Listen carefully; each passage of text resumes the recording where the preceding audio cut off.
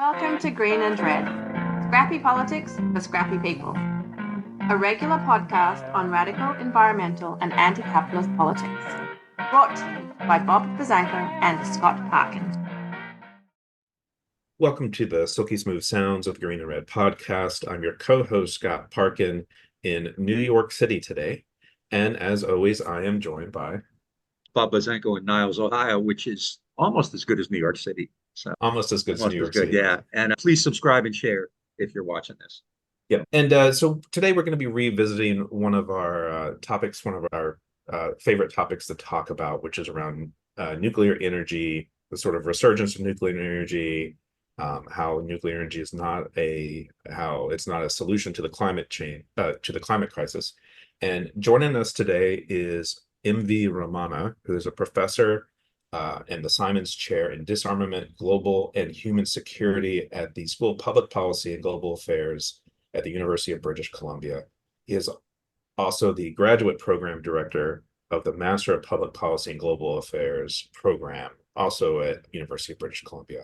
Professor Ramana, welcome to the Green and Red podcast. Thank you very much. It's my pleasure to join you. Yes, I'm joining from Vancouver, Canada, the unceded ancestral and traditional territories of the Musqueam people. Pleasure to be joining you. And so Professor Ramana is the author of Nuclear is Not the Solution, The Folly of Atomic Power in the Age of Climate Change, which is going to be we can all three hold up our copy. Thank you. And triple advertising there. And so we're going to be talking a lot about the book. And Professor Ramana, just to kick it off, is the title of the book is Nuclear is Not the Solution. Subtitle is The Folly of Atomic Power in the Age of Climate. But you lay out reasons why atomic power, nuclear energy is a folly. So maybe let's just actually start off with that. Why is nuclear power a folly in this moment of climate crisis? Yeah, thank you. I usually categorize them as three sets of conditions, and I lump many of these reasons into these three categories. The first category is well known. There are a lot of problems with nuclear energy that we have known for a long time. It's the risks associated with it, which have to do with the possibility of catastrophic accidents, like what happened in Fukushima or Chernobyl. The fact that we still don't have a demonstrated solution to the production of radioactive waste, which can be hazardous to human beings for hundreds of thousands of years. And the fact that the technology to make nuclear energy is closely linked with the technology to make nuclear weapons.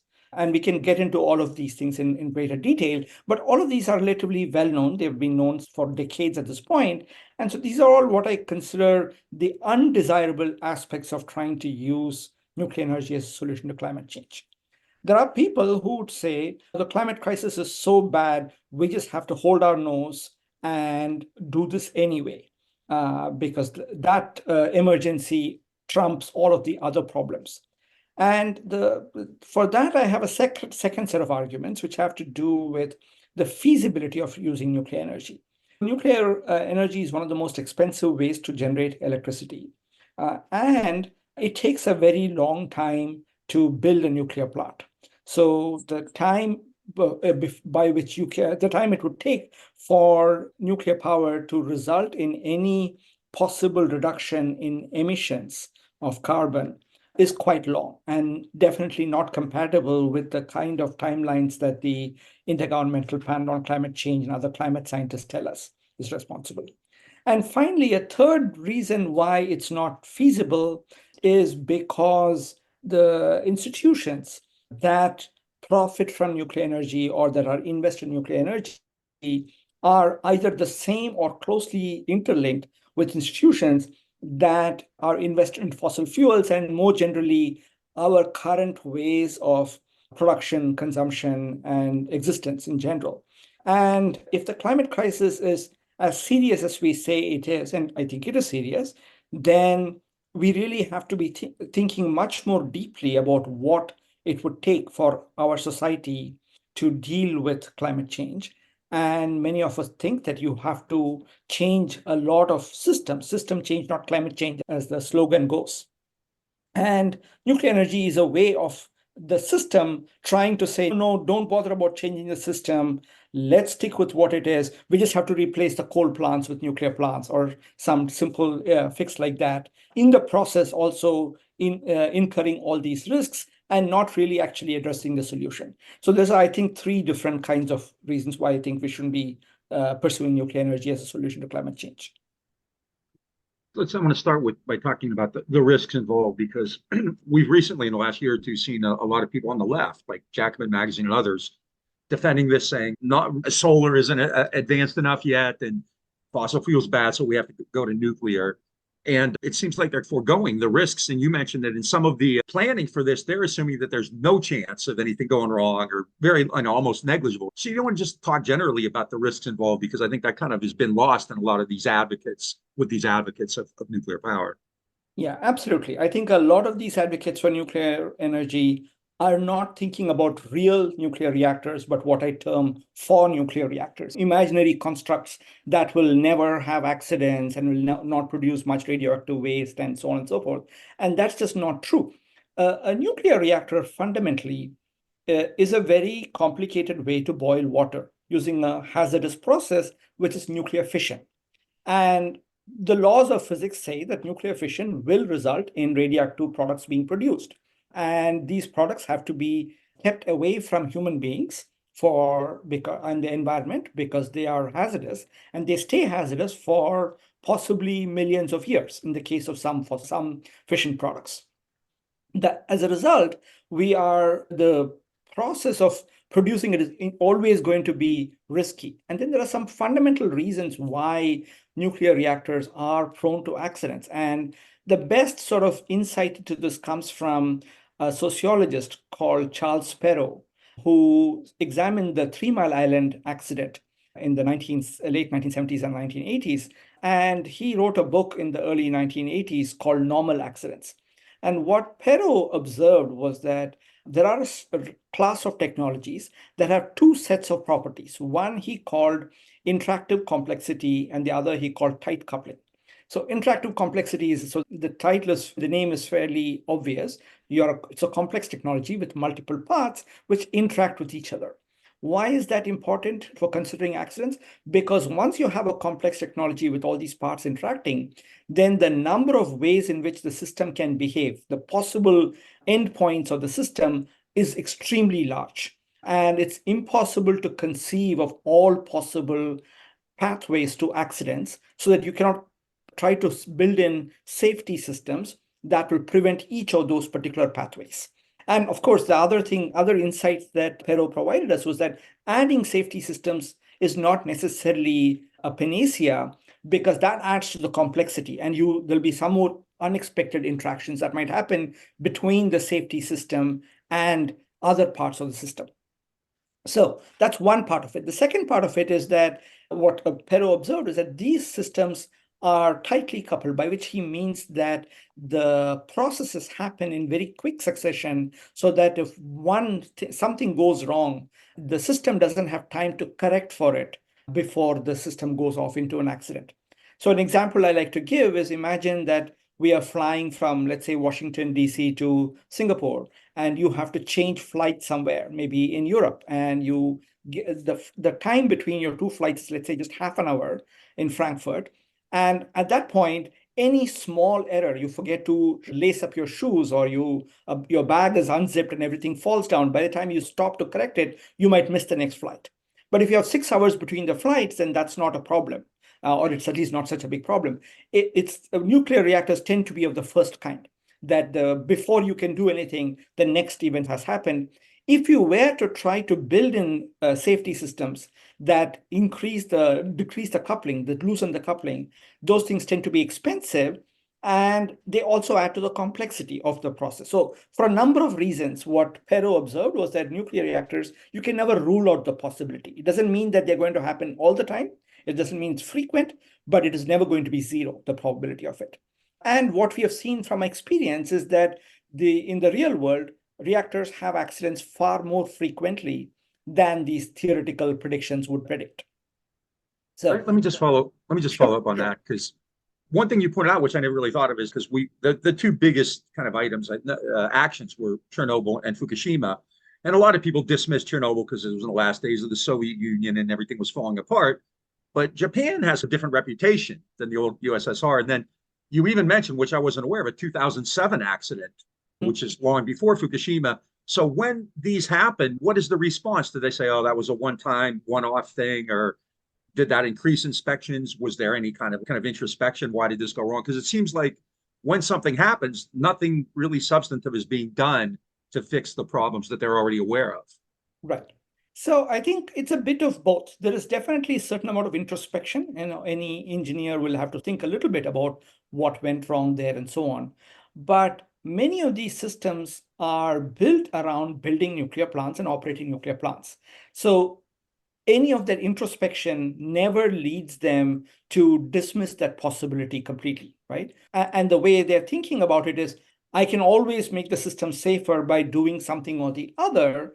And therefore, then they can persuade themselves and others that the system is now safe. In actual fact, what has happened after the Fukushima accident, Japan probably went through the most rigorous set of re-evaluations of their plant safety. And this is why many nuclear plants in Japan actually have not restarted since the Fukushima accident. But in other countries, basically what they did was they set up a panel. The panel will go through all of the nuclear reactors, or at least pretend to go through all of the nuclear reactor safety questions, and then declare, oh, our plants are safe. There is no chance of something like Fukushima happening here. And basically, business as usual continues. Right? And then there's, of course, multiple ways in which these organizations find ways to explain away what happened, right? So yes, in the case of Chernobyl, it was the peculiarities of the Soviet system. And if you saw the HBO series, Chernobyl, for example, the lesson you will probably get from it is, oh, the Soviet system was so corrupt, or it was so opaque, and that is basically the problem. As long as it happens in a democratic, open system, everything is going to be fine. But in the case of Japan, of course, how do they explain it out? Because then they'll say, oh, Japan is peculiar because it has this history of earthquakes and tsunamis. There are no tsunamis that are going to happen in, let's say, near Toronto or some other place, and therefore everything is safe. But what you should learn from the history of nuclear accidents is that all kinds of reactors have had accidents, and they have had accidents not just because of external causes like tsunamis or because some operator made an error, but because of this inherent characteristics of the nuclear technology. And that's not a lesson that nuclear engineers would like to learn from all this experience. A lot of the pro-nuclear advocates, which I actually call propagandists, argue that the inherent danger from the climate crisis outweighs the impact of a nuclear accident, like of a Chernobyl or Fukushima. But I'm wondering if you could actually, that's a comparison I feel like I hear from a lot of the advocates, propagandists, but with Fukushima, with Chernobyl, and also on the sort of upstream end around the extraction of uranium and the waste from the processing and things like that, we see a lot of impacts on climate and ecosystems and bodies of water and things like that. I wonder if you could just talk about that for a minute. Sure. There are, I think, comparing different kinds of impacts is inherently problematic, right? In one case, you are producing carbon dioxide. In another case, you're producing radioactive waste. But the first thing I would say is that this comparison is fundamentally flawed because of the logical fallacy that you're excluding a third possibility, which is that you can do something with renewables, right? And renewables are neither producing carbon nor do they produce radioactive materials, right? But let's leave that aside for the second. We can come back to that question later on. The way that I think most people argue about it is not to say that there is no impact. They just minimize the impacts. And there are multiple games they play, multiple lines of argument they use. One very common way of arguing about this has been to say that radiation is safe below a certain threshold.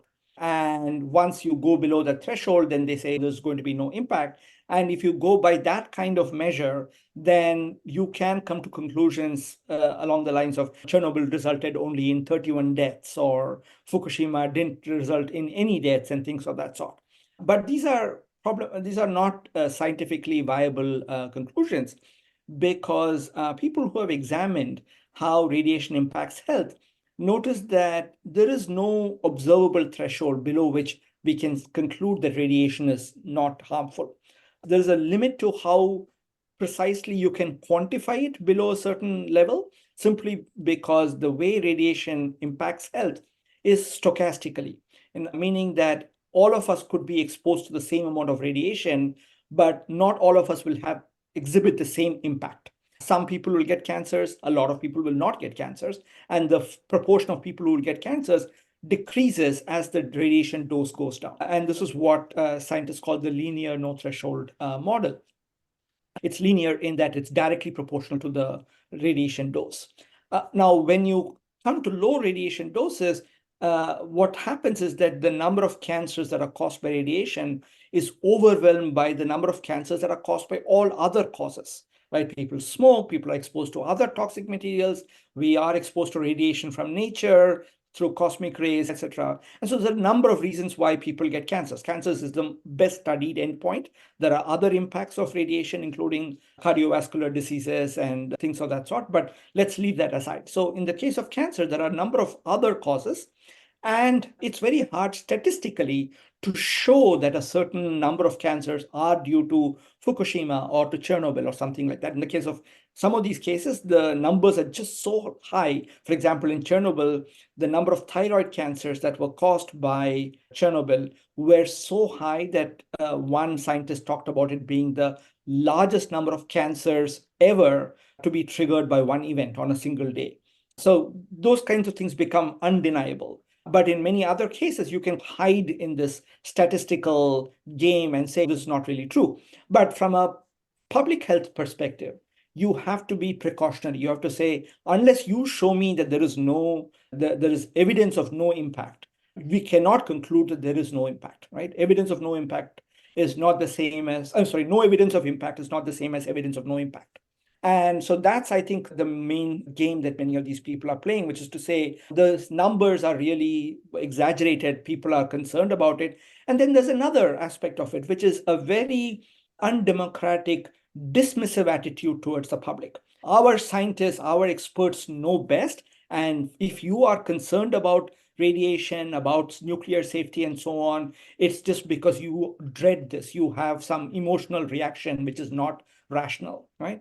In the face of the evidence from Fukushima and so on and so forth, it is perfectly rational for people who live near nuclear plants to be concerned that someday this plant might melt down and they will have to leave their houses and probably never come back, right? And this is what happened to people in Pripyat, in Chernobyl, and in the Fukushima area. So that is, I think, a genuine concern. And it's being dismissed by people who point to experts who often have vested interest in maintaining that nuclear power is safe and any exposure to radiation is not a problem and so on and so forth. In addition to the risk to people, aren't there broader risks? In Fukushima, I remember for quite some time after, there were reports of radiation in the ocean, all the way to the U.S. West Coast, in fish, high rates of cancer in the groundwater, affecting animals and sea life and all kinds of stuff. And is that something to be concerned about as well? That it's not just like people in Fukushima, but it spreads out and it is the risk from all of this is low. It becomes lower as the dose goes down. So the risk to somebody who's eating fish from the Pacific in California, let's say, is going to be lower than somebody who is in the vicinity of Fukushima, right? That is the reality. And so there is a point at which it's not that to say there is no risk. It is to say that there are multiple risks. And if I were to be living in California, I would be more concerned about Diablo Canyon melting down than about the fact that I'm eating a small amount of cesium in the fish that I'm catching off the coast, right? That's the point I'm trying to make. Yeah. But absolutely. And these things, the thing is actually very simple. The simple physical fact to remember is that you cannot get rid of radioactive materials. They have to decay in the time that they take to decay. So once you produce it, and many of these materials are things humans have never encountered in Earth in all their hundreds of thousands of years of existence. And we are in a novel environment and dealing with novel hazards. My next question with the pro-nuclear advocates, they're obviously backed by an industry, and the industry not only pays for grants to organizations and individuals which are promoting these nuclear talking points, but then they're also doing lobbying, and they're doing a lot of other sort of public opinion work, which is partially why it's probably been more mainstreamed, particularly as concerns about the climate change or climate crisis have risen. But I'm wondering if you could talk about some of these, about the industry, some of these entities, which are actually really behind this rise in the more mainstreaming of nuclear energy again. Yeah, absolutely. The industry has an enormous ability to lobby, and they have built a lot of alliances with many powerful groups. So in the United States, for example, there is the Nuclear Energy Institute, which is the body that represents the nuclear industry. And they have been consistent in trying to lobby for more subsidies for nuclear plants, for easing regulations on nuclear safety, and for, in general, promoting nuclear energy in lots of different ways. And we have seen them being spectacularly successful in the last decade or two, with the whole set of nuclear plants that were shown to be uneconomical but have been rescued by states. At least 5 states passed laws that allowed these utilities to charge customers to keep their nuclear plants operational. This includes sort of New Jersey and New York and Illinois and Connecticut, and I'm missing one more. Anyway, so there's that whole history.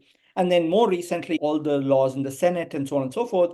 And also, the Nuclear Regulatory Commission has been told in multiple ways by congressmen, people, that they would have to ease regulations on new reactor designers and so on and so forth. So all that is to also, in a way, there's a peculiar contradiction, because on the one hand, the industry says, oh, we have these new nuclear reactor designs that are extremely safe, that are quick to construct, that are going to be cheap, and so on and so forth.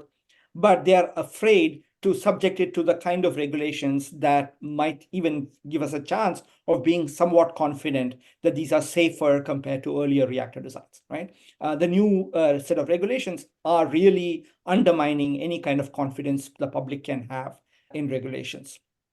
And I think the lobbying capacity is in multiple hands as well. So there are, for example, one thing the industry was doing was these in states where there are nuclear reactors which are uneconomical. And so what the utility typically, the playbook would be, the utility would suddenly declare, oh, we are not making enough money, we're going to shut this down. And A, you're going to be suddenly stuck with a shortage of power.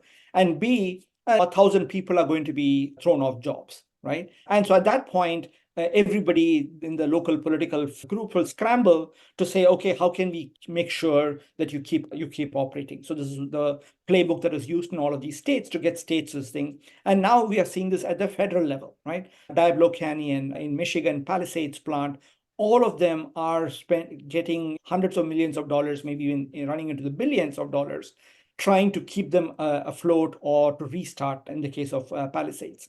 And it's all about trying to build these alliances with whole bunches of groups, right? And the point is that all of this money that is going there is not going to building other renewable, other sustainable technologies. So there's always that opportunity cost, which I think is being missed out. But I don't think that on the other side, we have the kind of lobbying capacity to be able to effectively counter the capacity of the nuclear industry. And I'll say finally one more thing, one more group which I think has become extremely influential in recent years has been the kind of Silicon Valley billionaire type people, right? The Bill Gates, Sam Altman, even Elon Musk at sometimes. All of these people have been endorsing nuclear energy. And the latest gambit that they are playing on is to say we need nuclear plants to meet the energy demands of all these new artificial intelligence servers. And earlier it used to be Bitcoin and cryptocurrency, but now AI is the latest fad that they are all jumping onto. And they basically will make some argument about, oh, the demand for electricity is going to go up so much that we will never be able to meet it with anything else, therefore nuclear power, right? And when these people talk, unfortunately, Washington listens. And also the public, right? They also seem to think of these people as the new messiahs, that they are going to be able to solve all of the social problems through their innovation and other kind of buzzwords. And so that's, I think, another element in the nuclear playbook that we are contending with these days. They need all that extra power to run their Bitcoin. Yes, exactly. Their Bitcoin farms. Exactly. Yeah. Yeah. And that's a very peculiar thing because on the one hand, Bitcoin is completely pointless set of computations being done, trying to support an industry which is too expensive. And I don't know how that equation is going to work out. What's the typical age of a plant, a nuclear power plant? Like in the US, I don't recall any being built really recently. So what's the typical age? And as these plants age, do they develop more risks? Do they Yeah. become more, yeah. Yeah. So in the US has probably the oldest fleet of nuclear reactors around the world, roughly around 40 to 50 years is the average age. I don't remember numbers very well, so I won't try to mention that. But because because of what you said, that there have been very few plants that have been built in recent years, the age of the fleet has been gradually increasing. This is unlike, for example, China, where the age of the fleet is much lower, simply because they've been constructing a lot of reactors. So the average age is going to be lower there. But the risks of accidents tend to be described by what people call a bathtub curve. In the beginning of the life cycle of the plant, when the plant is just started, there are a bunch of risks, which have to do with the fact that you really don't know how the plant is functioning and so on and so forth. And so those initial hiccups, shall we say, are a risky stage in the plant. And then the risk comes down. And then eventually, as the plant ages, and components start degrading. You should remember that all of these components are in an extremely challenging environment. The high levels of radiation, heat, pressure, and there is going to be degradation of all these components. And we have seen in multiple places new kinds of risks emerge as the plants become older. In France, for example, there's been a lot of stress corrosion, which is completely unexpected. And the French regulators have been forcing the industry to shut down reactors to understand the corrosion. And this is partly because of aging. And in many of these old nuclear plants in the US, there's a lot of what we call embrittlement, that the material ceases to be ductile and flexible. And that poses a set of risks as well. So having old plants operating is not a good idea. One of the chapters in your book, you actually focus a lot on how the government enables this industry to continue going forward. And I noted when I was looking at a lot of things around the Inflation Reduction Act that there was a lot of new subsidies for nuclear in that act. It was also an act where it was a piece of legislation where they were putting a lot more money in for electric cars and renewables, but then they also gave some subsidiaries to the fossil fuel sector, but then also to nuclear, which actually wasn't talked about that much. And I'm wondering if you could just actually talk about that a little bit. Yeah, I want the Inflation Reduction Act is a huge piece of legislation. There's a lot of money. And if I may give a meta point of it, it's the typical way in which I think liberal establishments try to deal with climate change, right? Because their whole idea is to say, if only we just throw money at a lot of technologies, we can continue with life as usual, more or less, but just with a new set of technologies. And so the way that many of them approach it, whether it is Biden in the US or it is Trudeau here and up in Canada, it's by giving a little bit of money to renewables, a little bit to nuclear, not a little bit, actually, lot of money to nuclear, to renewables, to hydrogen, to nuclear fusion, to electric cars, you name it, right? Everybody gets a little bit of it because they don't want to be seen as picking sides. And they also want to keep everybody happy. And so there is definitely that. But I think these subsidies are critical to the survival of nuclear power. As I mentioned, a large number of reactors have been at danger of being shut down, and the Inflation Reduction Act provides a lot of ways that nuclear plant operators can get funding to keep their older plants operational. Apart from direct subsidies, they also have created carve-outs for producing hydrogen, for example. And the assumption is that we are going to need large amounts of hydrogen in the future, and nuclear plants, like every other source of electricity, can be used to electrolyze water to produce hydrogen. So that kind of thing is it.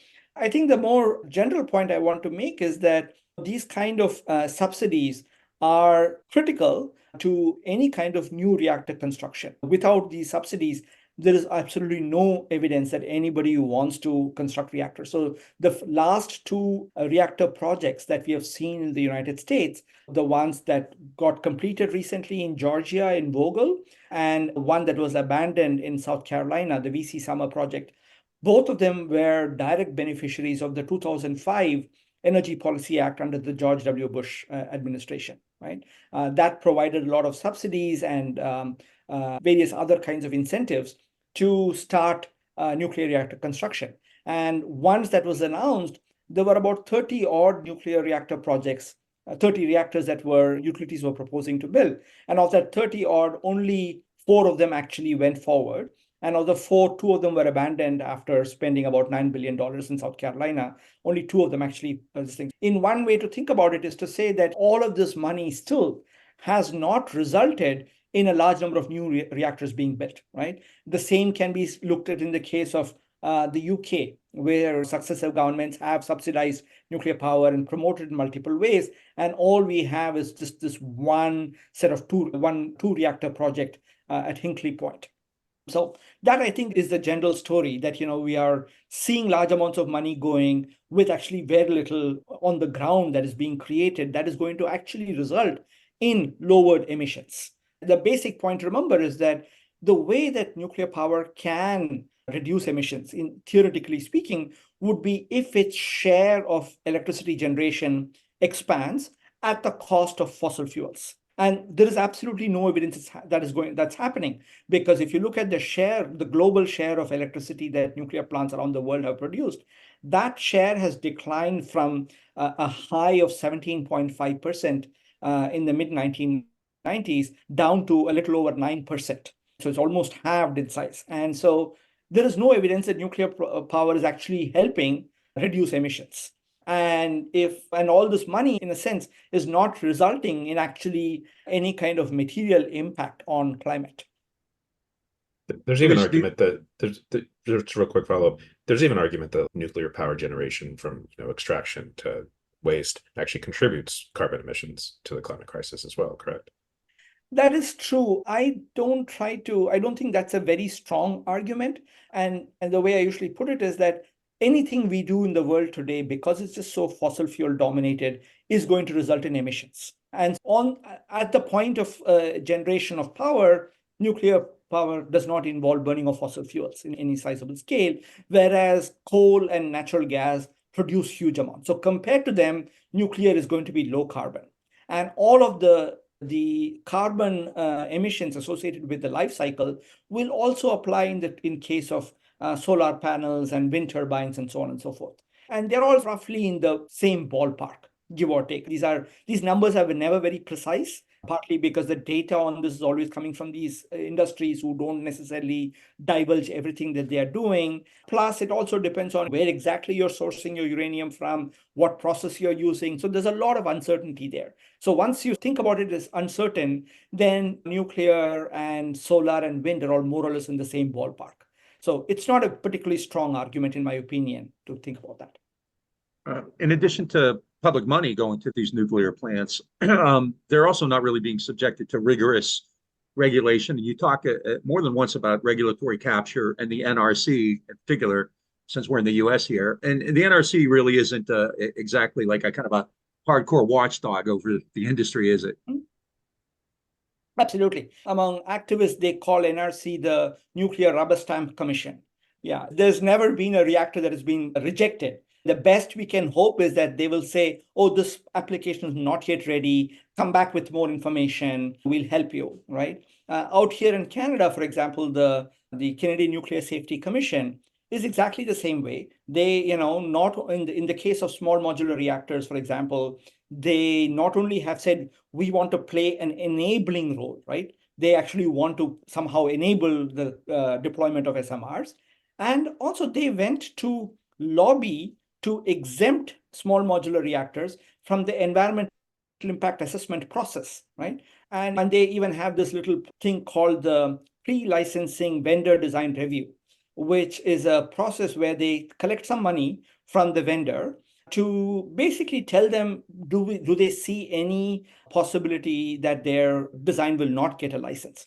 So the analogy would be like, imagine your local motor vehicles commission office is going to say, we're going to give you a service where we charge you $50 you bring your kid, your teenager, and then they will look at the teenager. Can he or she see? Can they walk? Can they hold a steering wheel? And then say, we don't see any problems. Here, give us $50, right? Now, that seems like an absurd thing in that case, but that's actually the way that many of these regulatory commissions operate, because they want to try to help each of these companies to get the license instead of trying to say, you show us your design, we will look at it and we will make an assessment on whether we think it's safe or not, right? Because their inclination is always to ensure that this passes all the laws that they want to do. In turn, the companies, they have not only just captured these regulatory commissions, they also like this kind of process. Why? Because, for example, in the Canadian process, when a company goes through a pre-licensing design, vendor design review, which really doesn't actually determine whether they're going to get a license or not, all it means is that their design is not fundamentally flawed. They then take this piece of paper and they go to the markets and say, see, we've been cleared by the Canadian Nuclear Safety Commission, so you should invest in us. And the public will hopefully go and some investors, some venture capitalists are going to give money. So there's a sort of insidious way in which the regulators and the industry all sort of work with each other to basically suck up public money to put it into their industry. You actually talked earlier about how after Fukushima, the Japanese went through a much more rigorous process around safety, and that there were a number of Japanese nuclear plants which didn't come back online after Fukushima. Are there other nations where we saw that happen as well, where the regulation is not as much of a rubber stamp as it is in the US, for instance, but where we saw less plants come back online or plants not be built as a result of that because they have more stricter regulation? Yeah. I think I'm not going to blame or attribute the Japanese slowdown to regulation. I think regulation is a function of the political pressure that the public and other people exert. And in Japan, the public pressure has been extremely intense. And Japan also, for various reasons, has a system by which the local prefecture has to approve restarts. And so that's one reason why it's been extremely hard. And yes, the activities of the Regulatory Commission are very closely monitored in Japan compared to other places. The only other place where we have seen there were countries which did change their nuclear policies as a result of Fukushima. So the most dramatic example was Italy, where the Berlusconi government at that point was planning to restart nuclear reactor construction in Italy, and they were lobbying hard for it. But after Fukushima, they were forced to conduct a referendum where over 90% of the people voted against it. And so then those plans were abandoned. Now, of course, the Meloni government is planning to think about it again. And this is another point which we can observe, which is right-wing governments typically seem to love nuclear power, regardless of where they are. That's one thing to say. The one other country where there was a change as a result of Fukushima was Germany, which phased out nuclear power. The German phase-out law actually dates back to 2000, when the alliance of the Social Democrats and the Greens first came to power, and in 1998, and then in 2000 they passed the phase-out law. And when Angela Merkel came to power, she paused the phase-out in some particular way. She allowed these companies to operate these reactors for a little longer before Fukushima happened. And then after Fukushima, she basically said, nope, that extra time is gone. We are going to go back to the original timeline. So that's basically what happened. And so in Germany, of course, they have phased out their nuclear reactors completely, and they haven't had any nuclear power for about a year at this point. But by and large, no. I think countries with nuclear industries, their regulators have all been captured in some fashion or the other. And I don't see any of them being particularly rigorous. Whenever I hear about the IAEC, it's generally about nuclear weapons, right? Mm-hmm. But do they also, aren't they supposed to be also overseeing nuclear energy and nuclear regulations? Absolutely. So the IAEA has two mandates. One is to promote what they call the peaceful use of nuclear energy. And then the other is to make sure that no fissile material from these nuclear reactors are being used for weapons activities. So those are the so-called nuclear safeguards, which countries agree to undergo if they have signed the Nuclear Non-Proliferation Treaty as a non-nuclear weapon state. And among nuclear weapon states, it's completely optional. They're going to do it or or not. And then there are some countries like India and Pakistan and so on, which have not signed the NPT, but still have arrangements. But the IAEA also constantly goes around telling everybody how they should be building nuclear plants. So they have missions that go to different countries, explain to them what are the steps they have to do in order for them to build nuclear plants. Let's say Ghana, somebody says, oh, we are thinking about nuclear energy. The IAEA will say, okay, here's our phased plan. First, you need to do this, and then you have to do this, etc. And then they also have to produce lots of studies around the world, which basically have tried to show that there is no way to meet energy demand without building nuclear reactors. The basic playbook is to just project as though energy demand is going to constantly keep going up. And then they'll say, oh, this is how much coal you have, this is how much hydropower you have, this is how much solar energy you can do. And then at some point, everything runs out, and all you're left with is nuclear power, which can meet any kind of demand level, right? And that's a kind of standard playbook they have used in multiple countries to say why those countries should be developing nuclear power, right? So the IAEA, in that sense, is not a neutral player at all in this. We are glad that they are trying to do some safeguards to make sure that no plutonium or enriched uranium is being siphoned off from these reactors and other nuclear facilities into nuclear weapons. But their other action that is promoting nuclear power is completely detrimental, because I think ultimately the fundamental fact which they refuse to agree to, or which they refuse to countenance, is the fact that any country that has nuclear power capacity to make nuclear power also has the capacity to make nuclear weapons. And that's because there's a lot of technological commonalities between them. The personnel that you train to do one can be used to do the other activity. And invariably, in all of these countries, there's a huge institutional overlap. In most cases, it's the same institution that is developing nuclear energy and overseeing nuclear weapons. For example, in the United States, it's the Department of Energy that's promoting nuclear energy and also maintaining and producing new nuclear weapons.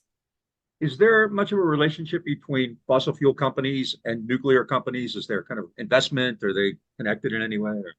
Absolutely. Yeah. So this is, I think, the third sort of political economy reason that I mentioned in the beginning.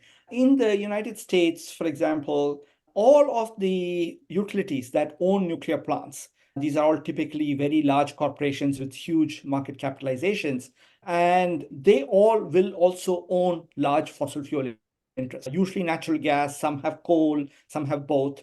And so they are in no rush to try and mitigate climate change quickly, because that will completely ruin their business. And what's also interesting is to see in those places where nuclear plants have been built, for example, in South Carolina, where there was a project going on, if you look at the rationale that these companies were giving to build these nuclear plants, they were not saying we need to build these reactors in order to lower emissions.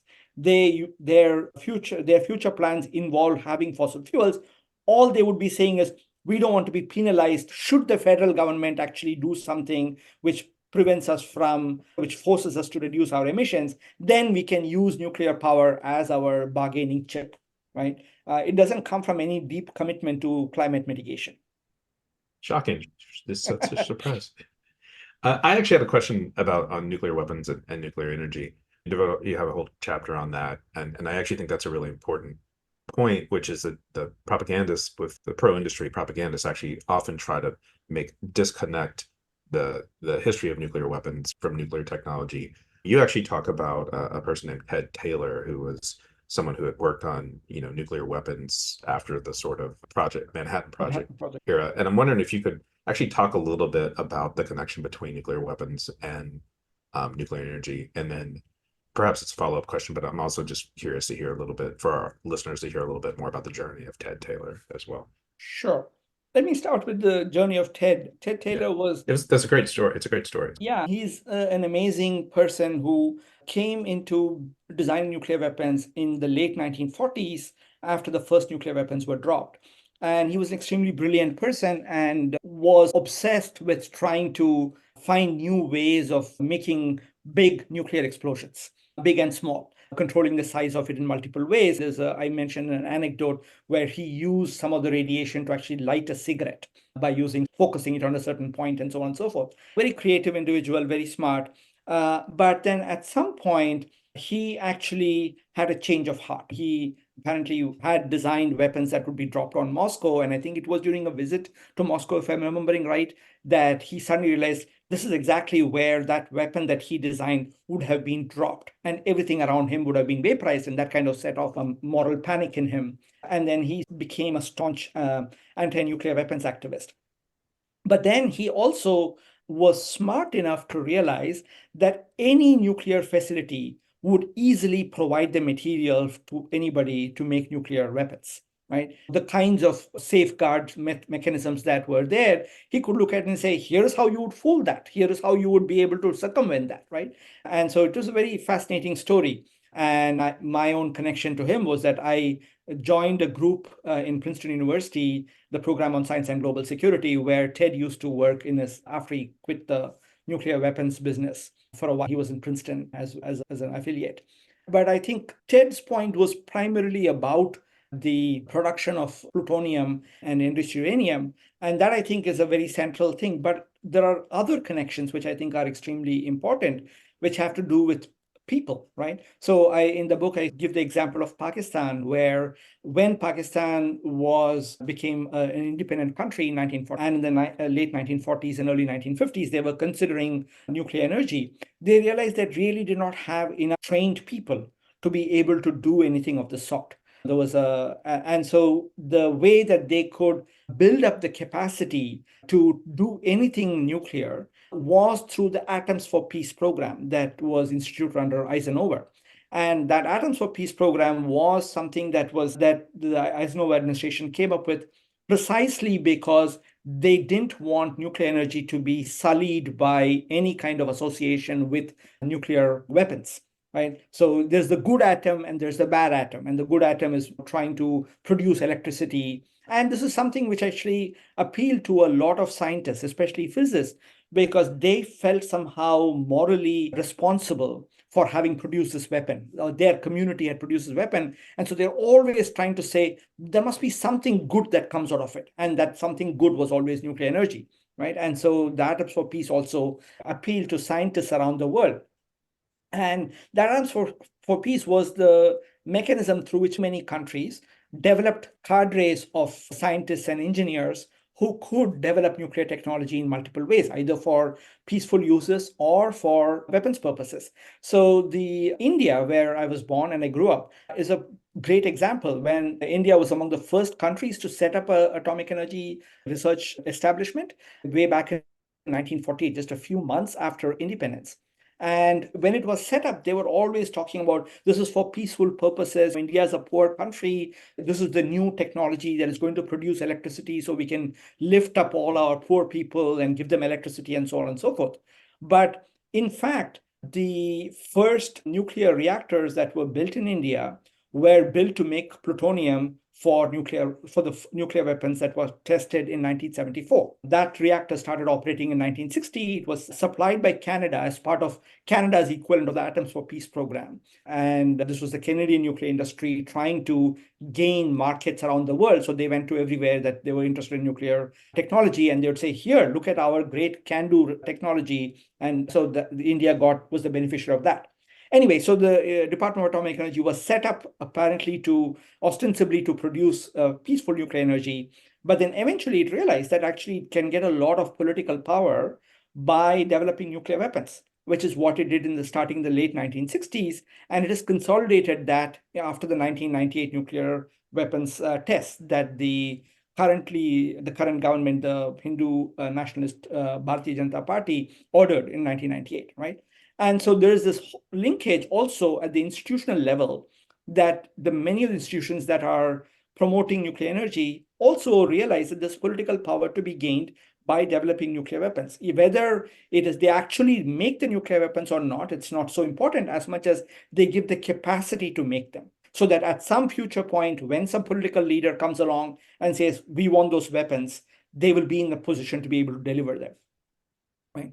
So there's all this multiple connections. And the last thing I would mention is that, as you mentioned, most nuclear power propagandists don't ever talk about this. In fact, they would always say, oh, this is completely different. And there's always a kernel of truth to all these propaganda, right? That's how propaganda is very effective. So the kernel of truth here is that a nuclear reactor does not go bang exactly the same way as a nuclear weapon does, right? But the fact is, there is a lot of common technological and personal aspects which they will always underplay, except when the industry is in trouble. So in the United States, when in the last decade, when nuclear reactors started shutting down because they were finding it difficult to compete economically in the electricity marketplace, a number of people started writing reports, number of groups started writing reports saying, oh, we should subsidize the nuclear industry, we should support the nuclear power industry, precisely because it is a national security enabler, a helper with nuclear technology. And they would mount all these arguments, all these ways in which nuclear power plants and the industry that supports them can also help with developing weapons to nuclear submarines, and more generally, I think the military. And last but not least, the corporations that are involved in the private corporations that are involved in nuclear weapons are also very much part of the nuclear industry and vice versa. And that's a great source of income for them. It's like the military industrial complex. It's a way in which you can easily cordon yourself off from kind of competition, from transparency, and benefit from this very insidious loop of sort of government funding that sort of flows through all of these people into these corporations. I think another part of that, the military and civilian, if you want to call it that application, is that we are now seeing plants in war zones. In the earliest days of the Russia-Ukraine war, I believe Russia occupied a nuclear plant. Israel has attacked, I believe, was it Osirak in the 80s? And maybe did they also hit a nuclear plant in Syria? Yeah. Okay. And so that seems like that's a target and a very potent one. How is that being taken into any account when people are planning this out? Or no, they just completely ignore that, right? So the hope is that they will look at you and say, oh, do you really think there's going to be a war in Georgia or in South Carolina or wherever it is, right? Trump's planning on it. Exactly. But the same thing does not hold when they also will say, Bill Gates or any of these people who are advancing some new reactor design, they will say, this is going to be exported into multiple countries. Are those multiple countries going to be ever in a war zone? What are the chances of that? And they usually will say, we're going to have to agree to rules that reactors will not be targeted. So the current head of the IAEA, International Atomic Energy Agency, Rafael Grossi, has been going around saying, oh, here are the list of requirements for safety and countries ought to sign on to them. And of course, no country is signing on to it. And of course, in the event of a war, these countries will say, I'm just going to do what I'm going to do. And Russia has basically thumbed its nose at Grossi on this thing. But that's the best hope that they can have. They could say, oh, let's all come to some kind of an international agreement that we will not target each other's nuclear reactors and things of that sort. But I don't think those things are worth the piece of paper they're written in. I'm getting near the end of my questions. I don't know if Bob has any as well. One follow-up, but my one question is one thing we haven't touched upon, which we've referenced a couple of times, is around renewable energy, about wind and solar. And there's obviously still issues with the operational issues with that, things like that. But it's also often downplayed by the industry propagandist as the amount of energy in which could be generated by wind and solar if the wind's not blowing or it's a cloudy day or what have you won't match fossil fuels or nuclear power. And I'm just wondering, the conclusion of the book is dedicated to that a bit. I'm wondering if you could just actually talk about that as well. Yeah. So I start by saying I don't think renewables are a panacea. They have their challenges, and we should not ignore the fact that when these are developed by the same kind of capitalist organizations, they will try to externalize all of the negative externalities associated with these, right? So this is why you're seeing the kind of problems in the Congo or in Bolivia or any of those things, right? So that setting that aside, that I don't think we can try to solve the climate problem without a larger political transformation. Just coming to these specific arguments, I think the renewables are variable in their nature, right? And especially the chief ones, namely solar and wind, which are the cheapest source of generating power today and which are being expanded very fast. And so you have to do something about it to try and convert that into some kind of a electricity system that is reliable. And there are, broadly speaking, three kinds of buckets of solutions. One is to think about diversity. You don't try to base your energy system only on one kind of power source, whether it is solar or wind, and you also don't do it exactly in one place. If the wind is not blowing in California, maybe it is blowing up in Colorado. And if the grids are connected, that could be one way to deal with it. There's a sort of diversity helps lower the impact of variability. The second group of solutions is the obvious solution, which is putting in storage devices. These could be batteries, they could be hydro plants where you pump up water when the electricity is available, and so on and so forth. And there's a whole set of ideas that are floating around right now about different ways of storing energy in the form of heat, in the form of gravity, things of that sort. And it's too early to figure out which ones of these will actually become cheap enough to be able to be deployed on a large scale. Right now, lithium-ion batteries are the ones that are the leading ones, but there's no reason to think that's going to be the only one. Plus, the grid, the way it operates, you actually need multiple kinds of storage, some for shorter periods of time, some for longer periods of time, things of that sort. So that is another broad thing. A third thing, which I think we should be thinking about much more deeply, both because of the technical possibilities, but also because I think that is where people on the left should be asking a lot more questions, which is to do with the demand. So on the one hand, demand for electricity is also not a constant. It goes up and down depending on the time of the day, of the year, etc. And if this demand can be shaped in some way so that you try to use more of your energy when the renewables are producing a lot of power, and you curb the energy demand when you have a shortage, that would be make a huge difference, right? And to some extent, we've seen this happen in our own world. There are people who do go and live off grid or in remote parts of the country where you know that during winter, there's going to be a big winter storm. You will not have power for 2 weeks, 3 weeks, because the lines come down, right? How do they do that? They would have panels, they would have wood, they would do all kinds of things. And then most importantly, during those periods, they are going to reduce what they're going to be spending their electricity on, whatever little they can get from their panels and their batteries, right? That kind of planning is going to be required. And that's something which I think is anathema to our current sort of neoliberal ways of thinking, which is people should be allowed to just switch on whatever they want, whatever it is, right? And that, I think, is a central thing that on the left we should be asking. Should we be allowing any kind of demand to be met? Especially given the fact that even in a renewable energy world, the production of renewables are going to be are going to create impacts on disempowered people around the world. Is it really okay to do that if you're going to use that power to power up a mall in the middle of wherever, Los Angeles, right? What kind of, or the examples that we were talking about, cryptocurrency, data banks, and computers, right? You have to ask questions about the demand, have some sense of planning for how do we economize, how do we reduce demand for these things, reduce the demand for just materials as well, not just energy, right? Those kinds of conversations we should be talking about those kinds of things. And I think that with all of those things, I think we can hopefully come to a more rational way of dealing with energy and base it completely on renewable energy sources. But absent that conversation, yes, you're going to say the wind is not blowing and the sun is not shining, and therefore that argument will always keep coming back to us. It seems like it's fear mongering, actually, if anything, on the part of the industry. Absolutely. This has been fantastic. And this is something like we've talked about, in particular, seeing kind of liberals, people who probably were anti-nuclear 30 or 40 years ago are now advocating it. I guess the last thing is because it often comes around to climate change. And I think a lot of, especially these kind of liberal advocates, are saying this is our solution to climate change. But you make the case that nuclear power may actually make climate change more unsafe, more unsafe. And you want to just tell us about that?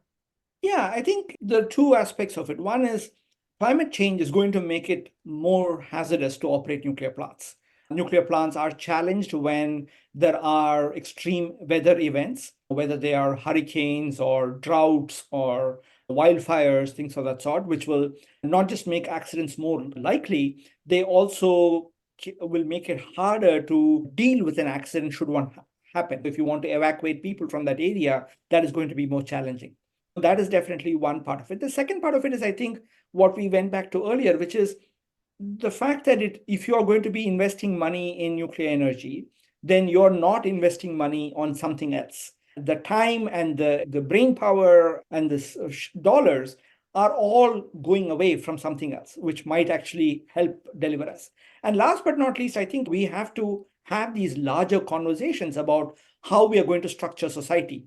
And by just positing that there is this technological solution, you're actually, and partly through this whole climate emergency framing, and of course, climate is an emergency, you still have to have rational discussions about how you're going to deal with that emergency.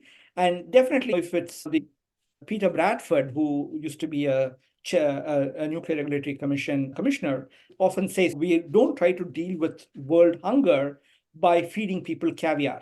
Caviar may be very nourishing, but you cannot use that. It's a little bit like that. Nuclear power might have some positive attributes, but it's just not the solution that's going to be helping. And if you're investing in caviar, then obviously a lot of people are going to go hungry. And I think the climate is exactly the same situation.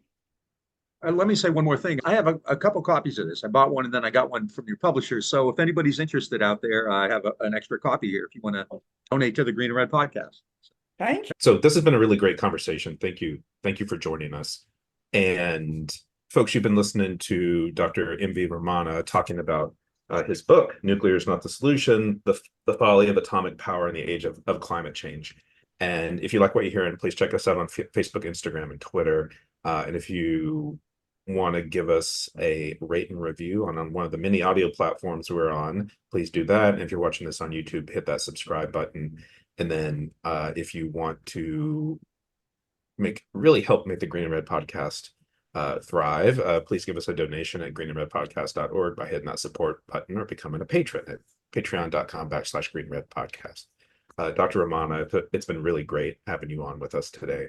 This is the type of episode we really like to have. So thank you for joining us. Thank you so much, Scott and Bob. It's really been a pleasure. You asked really great questions. You've clearly read the book very closely.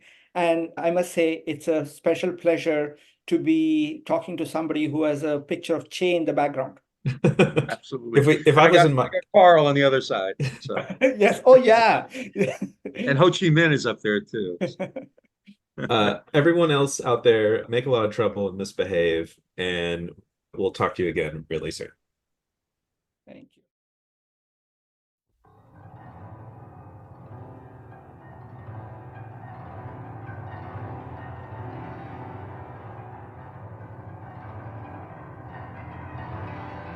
Did you feel that rumble? Did you hear that sound? Well, it wasn't no earthquake, but it shook the ground. Made me think about power, like it or not. Gotta work for Earth for what it's worth, 'cause it's the only Earth we got. Shut 'em down. That's the only way to keep them down. Shut 'em down. That's the only way to keep them down. I heard a lot.